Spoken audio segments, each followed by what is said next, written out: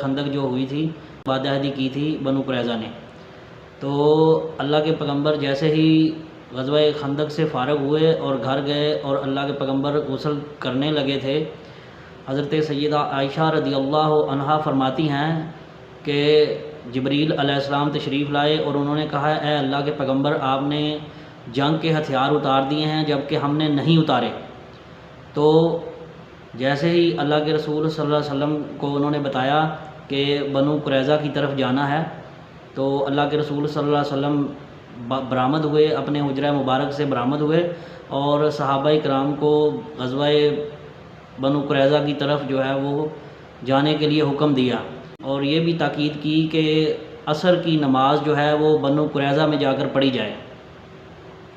تو ابن عمر رضی اللہ عنہ فرماتے ہیں،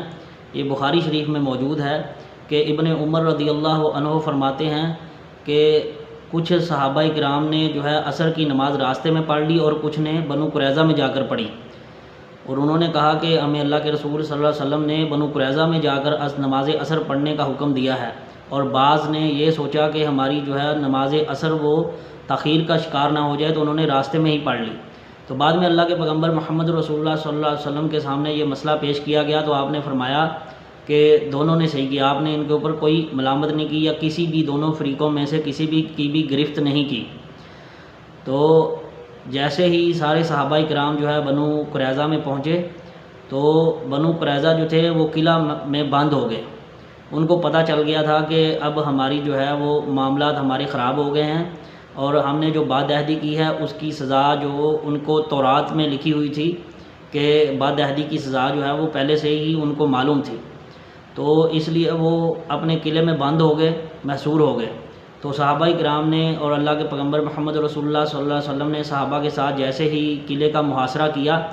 تو چند دنوں میں ہی جو ہے انہوں نے ہتھیار ڈال دیے، اس شرط پہ ڈالے کہ سعد بن معاذ رضی اللہ عنہ جو کہ قبیلہ اوس کے سردار تھے،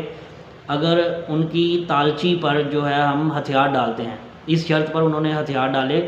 کہ سعد بن معاذ جو ہے وہ ہمارا فیصلہ کریں گے، یعنی کہ جو بھی فیصلہ ہوگا، کیونکہ وہ ان کے پہلے جو ہے اسلام لانے سے پہلے اور اللہ کے پیغمبر محمد رسول اللہ صلی اللہ علیہ وسلم کے مدینہ میں ہجرت کر کے آنے سے پہلے جو ہے ان کے ساتھ ان کے بہت اچھے تعلقات تھے، اس کی بنیاد پر انہوں نے جو ہے وہ سعد بن معاذ رضی اللہ عنہ کے اوپر فیصلہ چھوڑ دیا۔ تو اللہ کے رسول صلی اللہ علیہ وسلم نے ان کو بلا بھیجا، اور وہ زخمی حالت میں تھے، اور جب غزوہ خندق میں ان کو ایک تیر لگا تھا، بازو کے قریب اکھل نامی ایک جگہ ہے، اس کے اندر تیر لگا تھا، تو جیسے ہی تیر نکالا تھا تو ان کی جو رگ ہے اس سے بہت زیادہ خون نکلا تھا، تو انہوں نے دعا بھی کی تھی کہ اے اللہ، اگر قریش کے ساتھ ہماری اور جنگیں ہونی ہیں تو مجھے زندہ رکھ، اور اگر قریش کے ساتھ ہماری جو ہے وہ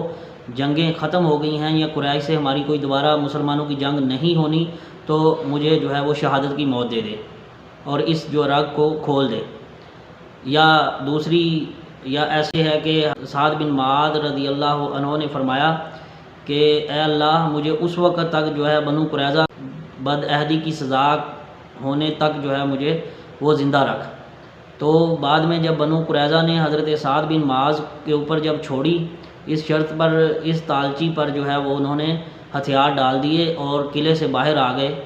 تو حضرت سعد بن معاذ رضی اللہ عنہ جو ہے انہوں نے ان کے بارے میں فیصلہ کیا کہ ان کے جو جوان مرد ہیں، جو جنگ کے لائق ہیں، جو جنگ کر سکتے ہیں، ان کو قتل کیا جائے اور ان کے بچوں اور عورتوں کو غلام بنا لیا جائے۔ تو انہوں نے ان کے فیصلے میں جو ہے وہ کسی قسم کی کوئی رعایت نہیں کی، اور انہوں نے یہ فیصلہ سعد بن معاذ کے اوپر چھوڑا، اور اگر یہ فیصلہ وہ شاید اللہ کے پیغمبر محمد رسول اللہ صلی اللہ علیہ وسلم کے اوپر چھوڑ دیتے تو ان کی اس لیے بچت ہو سکتی تھی، کیونکہ اللہ کے پیغمبر جو ہے وہ بہت نرم دل تھے، ہو سکتا ہے ان کے ساتھ کوئی معاملہ آسان ہو جاتا،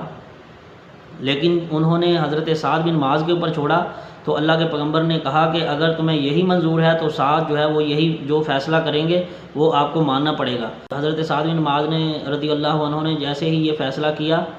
تو اللہ کے پیغمبر نے کہا کہ سعد بن معاذ نے وہی فیصلہ کیا ہے جو اللہ وحدہ لا شریک نے، اللہ رب العالمین کا فیصلہ ہے، اور جو اللہ نے ان کو قلعے کے باہر آنے سے ان کے بارے میں جو آیت نازل فرمائی کہ وہ قلعے سے باہر کیسے آئے اور ان کے دلوں میں اللہ نے رعب پیدا کر دیا تھا، اس کے بارے میں قرآن میں آیت ہے اعوذ باللہ من الشیطان الرجیم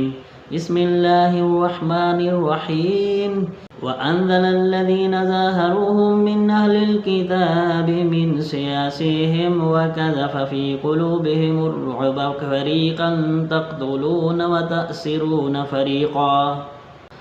اور جن اہل کتاب نے ان سے گٹھ جوڑ کیا تھا، یعنی کہ جو بات عہدی کی تھی، اور انہوں نے ابو سفیان کے لشکر کے ساتھ جو گٹھ جوڑ کی بات کی تھی اور محمد رسول اللہ صلی اللہ علیہ وسلم کے ساتھ جو معاہدہ تھا میثاق مدینہ والا وہ توڑا تھا، تو اللہ تعالیٰ نے ان کو قلعوں سے نکال دیا اور ان کے دلوں میں رعب پیدا کر دیا، اور ان میں سے تم ایک گروہ کو تو قتل کر رہے ہو، یعنی کہ سعد بن معاذ رضی اللہ عنہ نے جو فیصلہ کیا تھا اس کے مطابق ان کے ایک گروہ کو قتل کر رہے ہو اور ایک گروہ کو جو ہے وہ قیدی بنا رہے ہو۔